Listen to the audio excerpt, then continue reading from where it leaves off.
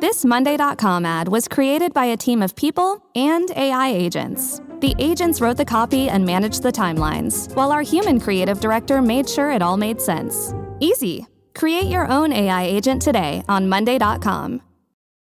This episode is brought to you by Accenture. When your advertising operations fall out of sync, everything else follows. Spotify and Accenture are working together to reinvent the rhythm of ad sales, using automation, analytics, and smarter workflows to simplify campaign delivery and access better data across the business. The result? Less time spent on operations, more time connecting brands with the moments and fandoms that matter most. Learn more at accenture.com/Spotify.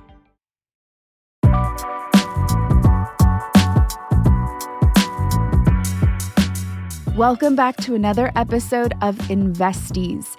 I'm your host, Linda Garcia, Texas State Representative and author of the book Wealth Warrior. This week on the podcast, we are going to close our 3-part series of Shareholder Superpowers. This week, it is about walking away.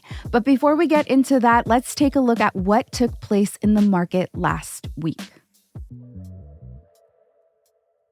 The Dow last week was down 0.93%, the S&P 500 was down 1.55%, and the NASDAQ was down 2.9%. We had several major catalysts for the market's negative reaction. Let's take a look at what those catalysts were. Last week, we officially entered a bear market with the chip stocks. This has been a continuous whiplash for the last 2 years. 1 week we're reaching new all-time highs because of the chip stocks, and then the next week we're reaching new lows because of the chip stocks. And so it has been exhausting.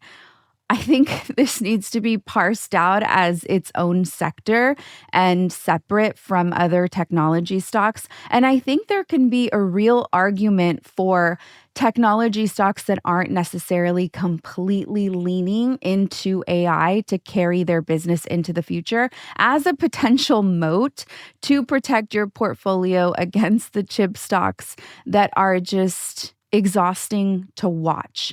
We've officially entered this bear market, which just means that they have dragged down the market, yes, but also they have come down 20%. But as of this morning, we're back up.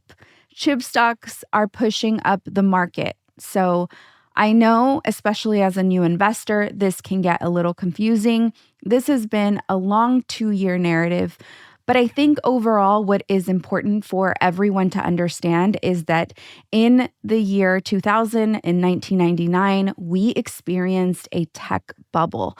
And so a lot of the investors and the analysts that are looking at what is currently taking place with the AI boom, they are, I guess, traumatized from the crash that we had with the tech bubble. I do have to say that I do think this is obviously a little different, a lot different actually. And so while I do think that we need to exercise caution and learn from watching and try to keep up with what's happening, I don't necessarily think that moves need to be made off of this. Moves including selling and buying. I think people forget that holding is also a move, and sometimes that could be the most responsible move. Or actually, I shouldn't say holding, I should say not doing anything. That is also a move. You might be asking yourself, how do we know that we are in a bear market with chip stocks? Well, there are several indexes that measure chip stocks. We're going to look at the Philadelphia Semiconductor Index, which is the one that has been making the most rounds in the news cycle. This would be what measures it. And it did fall 20% from its record high in late June. And so that throws us into the definition of a bear market. To help anchor that 20% drop, let's take a look at this index performance year to date. I mean, we don't even have to go year to date, actually. If we look at the Philadelphia Semiconductor Index from March to late June, we have had a 105% increase. Okay? I don't want to just blow over that. In the last 3 months, that index has more than doubled. This is really important because it is not normal for a stock to increase that much in such a short period of time, but it is certainly not normal for a basket of stocks to increase at that percentage rate. It is just not normal at all. We are talking about an average on a basket of stocks. This is where the stock market starts to really get dangerous. We had Warren Buffett last week talk about how everyone is gambling in the stock market, and he was being very pessimistic on how much money is flooding into individual stocks pertaining to AI. And normally I would disagree with the great investor Warren Buffett because he is a value investor. So he is constantly on the hunt for good deals. And he has also consistently missed the opportunity to invest in technology. And this is because he is always hunting for value. Technology stocks are continuously investing in the future growth of the company, which shrinks margins. It minimizes profits.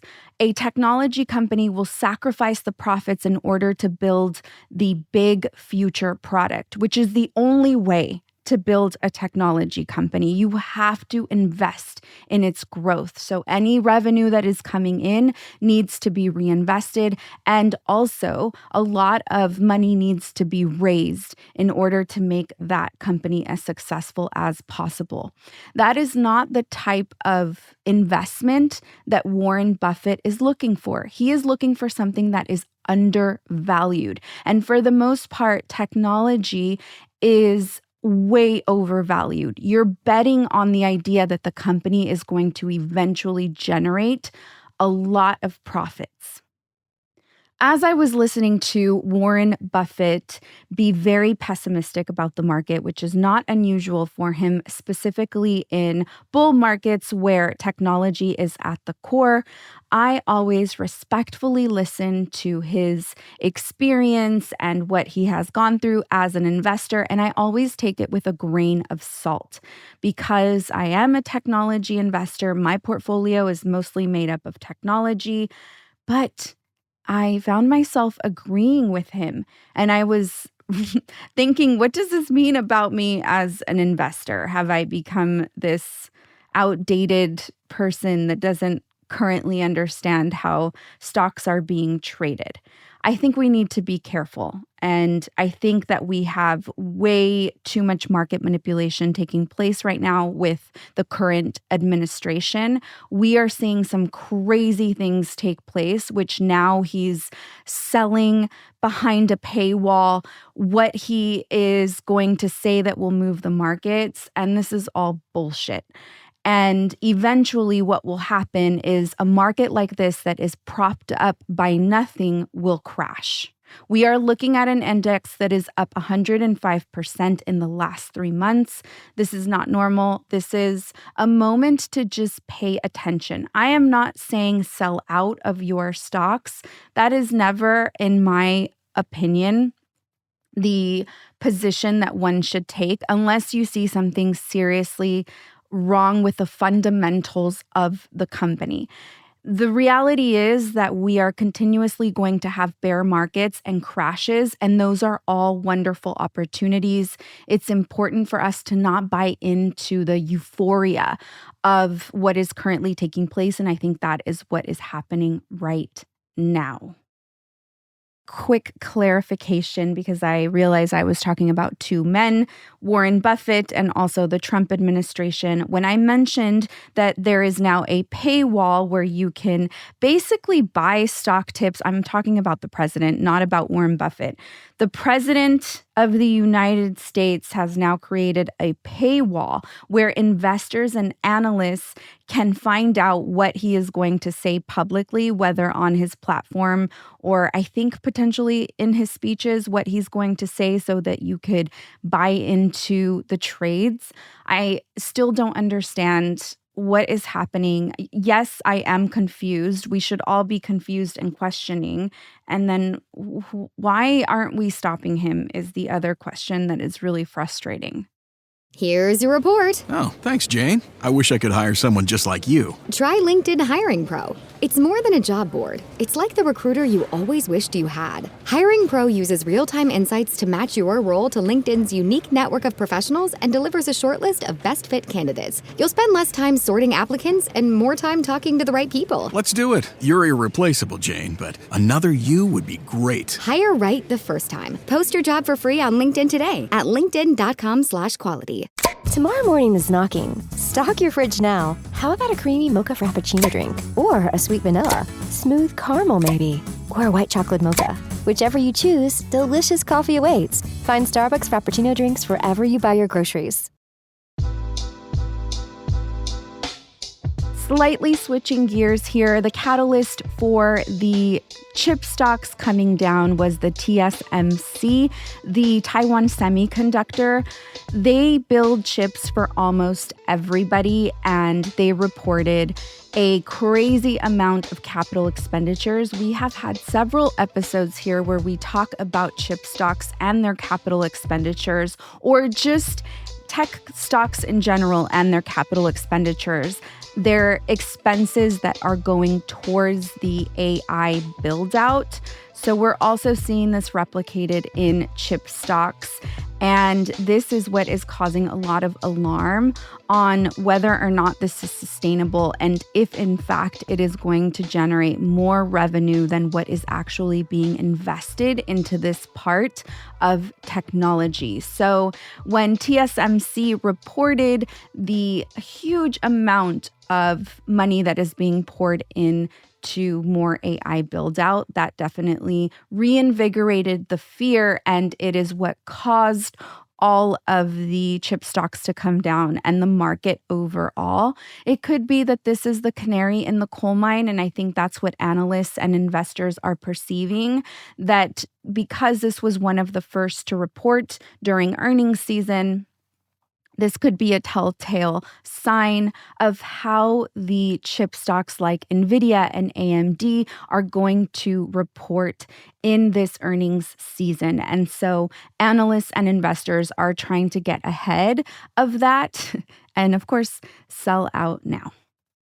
One last quick market update before we get into this week's episode. We did get inflation numbers last week, both CPI and PPI, and we did see that inflation is slightly lowering.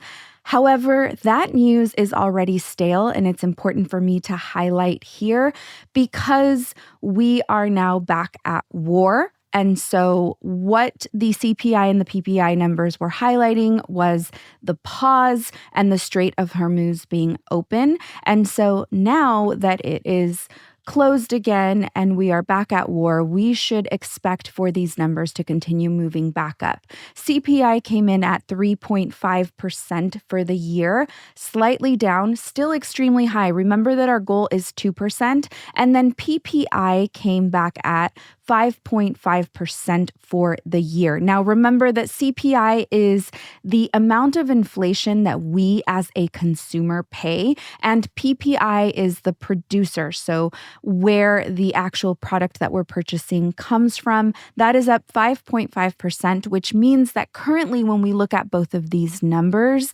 the retailers are taking on that inflation, which could be one of two things, that they will eventually pass that on to us as the consumer, or they will just eat that inflation and then their margins when they report on earnings will show. So that will be reflected there is what I'm trying to communicate. So that is CPI and PPI, very high numbers. On both of those, our goal is 2%. And while it did come down than where it was the month before, we should again expect for this to start moving back up. We are at the grand finale of our 3-part series.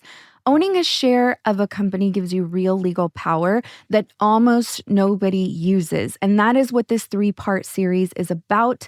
We really wanted to give you the information necessary to make sure that you understand your power. And if you're not already, to encourage you to use your power.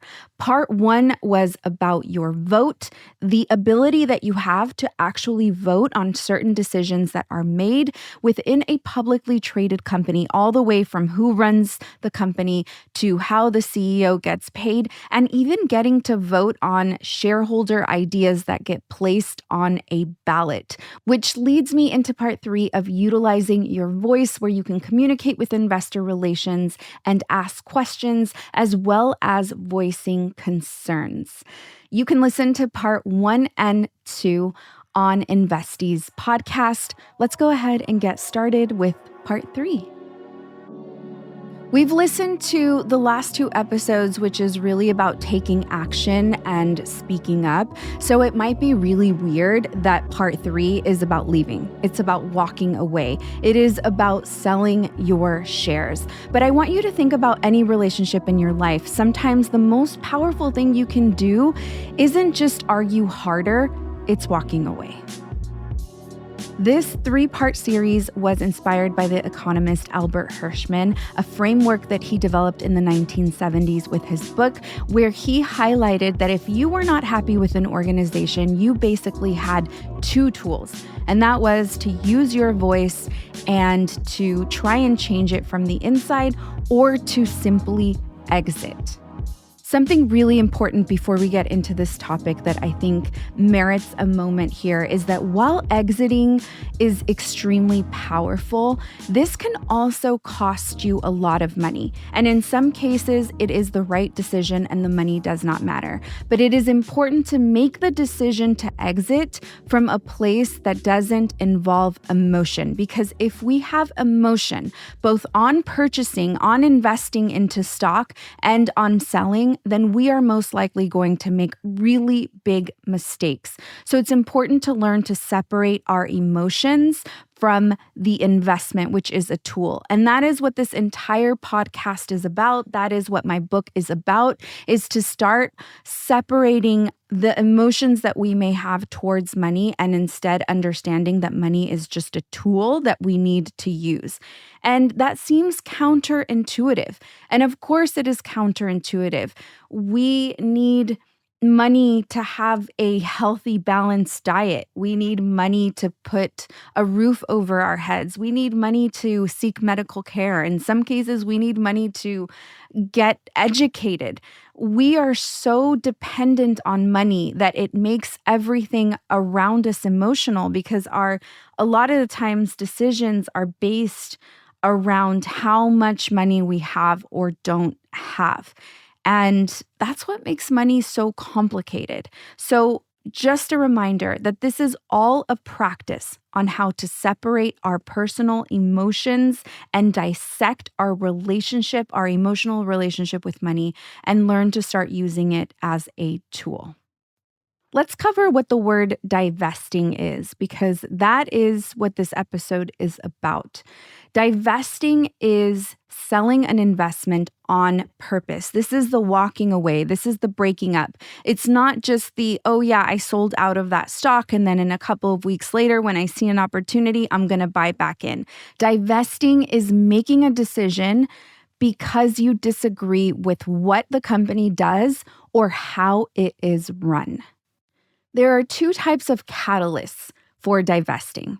One is divesting for your wallet, meaning you sell because you think the company is a bad investment going forward. You've been watching their earnings calls quarter after quarter. They are no longer the leader in their sector. The sector overall is completely changing. The company is unable to keep up. It is under bad management, the fundamentals are just not looking great. And that is divesting for your wallet. It is the protection of your portfolio, and it is normal portfolio management. And then we have divesting for your values. This is when you sell out of a company that you don't want to own and profit off of because of what the company does. Now, typically, most of the time when people say I divested or I'm going to divest or I'm divesting from XYZ company, they are actually talking about this specific divestment. Is that a word? I don't know, but it sounds right. They're talking about this. Their values do not align with the company.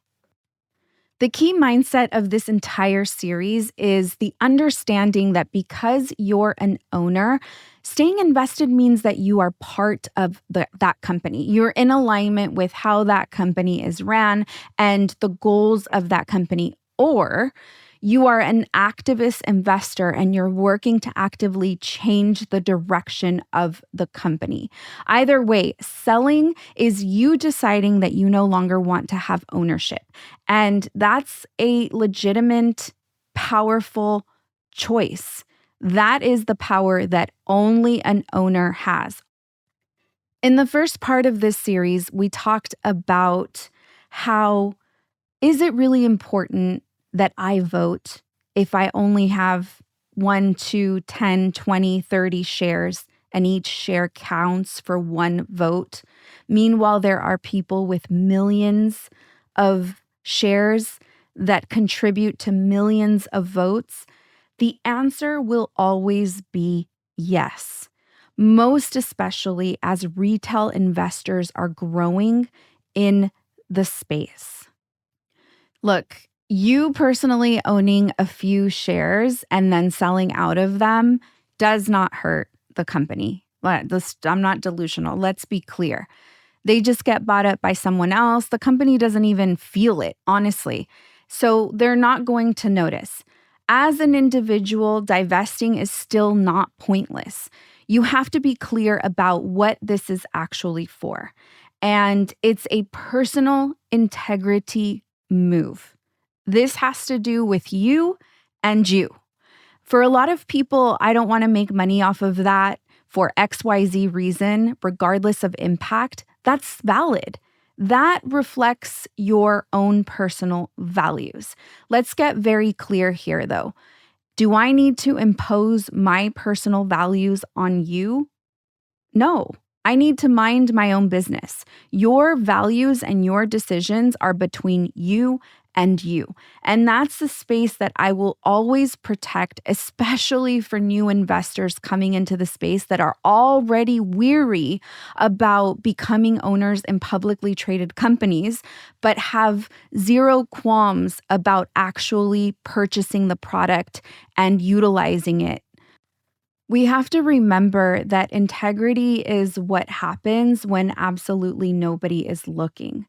So to think about investing in a publicly traded company and all of a sudden having a moral high ground, but yet consuming the product of the publicly traded company, consuming the publicly traded company is very problematic and still shows a lack of integrity. We need to really think about the harm that we do to ourselves when we are consistently contributing to the revenue growth of a publicly traded company, but we are not investors in that same publicly traded company. It does harm in multiple ways, especially as marginalized communities that we are less likely to invest, but we are the consumer of the product. We're not protecting the money that is coming into our households. It is eroding via inflation, and the vehicle for that erosion is publicly traded companies. I want you to really think about that. When the price in something goes up, it is coming from prices that are getting driven by not just the producer, but also the retailer. And so if we are consuming those products, then we should strongly consider also becoming owners and having voices and utilizing the shareholder powers that we have discussed in these 3 episodes. And then having the discernment and making the decision to also walk away from the company completely if you do not feel aligned. And completely doesn't only mean to divest, it also means to not consume the product. And in both ways, we have power. So while divesting you on your own may not necessarily have an impact to the company overall, it is a personal integrity move. And I'm sorry, but that counts for more than anything. That counts for so much. Now, in a collective, in numbers, divesting from a publicly traded company has weight. And the reason we look at the stock market as forward-looking and we allow for the market to tell us a story, it is because there is a collective that is currently feeling a certain way. And there are a lot of people, as well as big institutions, that divest together in pension funds and endowments and different ways that you can divest. It becomes a public campaign that pressures a company's reputation. And this has power to shrink the valuation of a publicly traded company and make the company move in a completely different direction. There's one specific moment that I remember vividly where there was a large protest on the direction of Netflix and where it was headed. And a lot of people, organizations divested from their shares, and it made Netflix change their decision. And here's the thing. This pressure had absolutely nothing to do with values and morals. I don't know of a story in the history of America where enough people divested from a certain publicly traded company because of values and morals collectively. Individuals, yes, absolutely, but collectively enough to generate media, a narrative, and cause a massive drop in stock. Have we seen people boycott publicly traded companies and then we see the earnings impacted and the stock drop that way? Yes, but we have, I think, and I could totally be wrong, we have yet to see investors take that type of step. And that's because, in my opinion, we don't have enough people with morals and values invested. And that's the point of my book, and that's the point of this podcast. Again, this was one of the core reasons why I wanted to disseminate this information, because if we want publicly traded companies to begin to care about us, then we need to be invested in publicly traded companies because we have these superpowers. Okay, I did look up to see if there was any divesting that took place in a publicly traded company based on morals and values. I did find several examples, none really that were worth mentioning besides one, and it's not necessarily the type of example that I would like to see me personally in the future. This one is on tobacco. In the 1990s and the 2000s, a company by the name of CalPERS divested $525 million in 2000, and the impact was that the company gave up $3.58 billion in gains over the next 17 years. Obviously, we had a lot of science and data to back up the reason to protest the tobacco industry. However, I would like to see retail investors protest collectively. I would like to see the power in the people's hands and not necessarily social pressures on hedge funds. I want to see the power in people's hands. Let's talk about a few guardrails here. I know that I briefly talked about emotional selling, but I really just want to reiterate that it is important to not confuse a values decision with a panic decision. Selling because you disagree with the company, that is completely different than selling because the price dropped and you're scared, which, by the way, is a completely normal reaction to want to sell when the price is dropping. But that is not a reason to sell. This is part of the process. This is part of being an investor. Stocks are going to go up and stocks are going to go down. And sometimes they are going to enter a bear market and drop more than 20%. We need to sort of use this as a litmus test. Use this to help you discern. Are you divesting because you are no longer aligned with the company, whether that is a values decision or whether that is a directional decision pertaining to leadership or the future of the company? Another thing to consider is that you have to watch your tax bill. If you are selling a big position, please always consider that you are going to have to pay taxes on any capital gains. So if you have a really big decision, you may want to consider divesting a portion one year and then divesting a portion another year, because there will be tax implications. And then also consider what exiting means and how this is an end to your voice. So the moment you sell, you completely give up your vote and you completely give up your standing power as owner. These are all things to consider. You have to do what is right for you, but you also have to consider what you're leaving on the table. I really want you to look at walking away as a power that you have, not a choice, and certainly not a flinch. You now have an entire toolkit to start practicing the power that you have with every share that you own. I really hope that this 3-part series has taught you something. If you haven't started to use these superpowers, I truly hope that you will and that you start using them with a lot of intent. A lot of us are told that the market wasn't built for people like us, and that's bullshit, because publicly traded companies are built to gain our dollars, our attention, and our focus, and sometimes a distraction. And so I really, truly hope that this encourages you to help you understand the type of power that we can practice. Certainly, millionaires and billionaires that are investing into these companies are practicing these powers.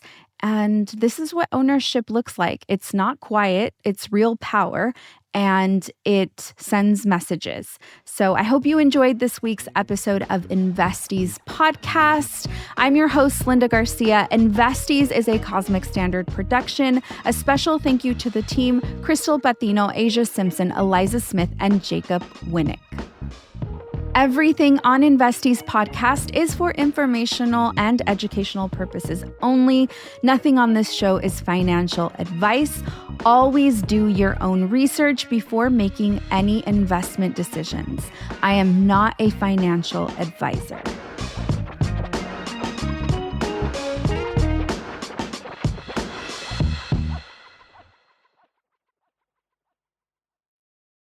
Insurance isn't one size fits all. That's why customers have enjoyed Progressive's Name Your Price tool for years now. With the Name Your Price tool, you tell them what you want to pay, and they'll show you options that fit your budget. So whether you're picking out your first policy or just looking for something that works better for you and your family, they make it easy to see your options. Visit Progressive.com. Find a rate that works for you with the Name Your Price tool. Progressive Casualty Insurance Company and Affiliates. Price and coverage match limited by state law.